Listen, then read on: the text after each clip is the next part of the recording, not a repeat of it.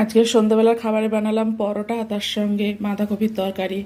বাঁধাকপির তরকারি দিয়ে খেতে দারুণ লাগছে। শীতকাল মানে এই ধরনের রুটি পরোটা খেতে দারুণ লাগে। আর বাঁধাকপির তরকারিটা যদি মাছ দিয়ে হয় তাহলে তো আরও দারুণ লাগে। বাঁধাকপির তরকারিটা রুই মাছের মাথা দিয়ে বানিয়েছি, একটু ঝাল ঝাল করে।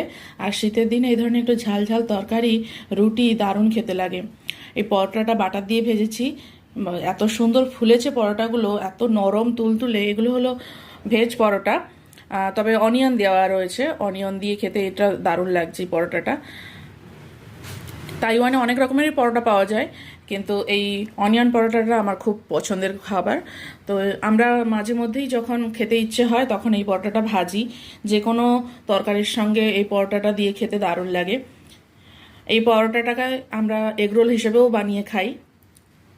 এগুলো একটু বড় বড় সাইজে বানানো যায়, একে বেললেই একটু বড় সাইজে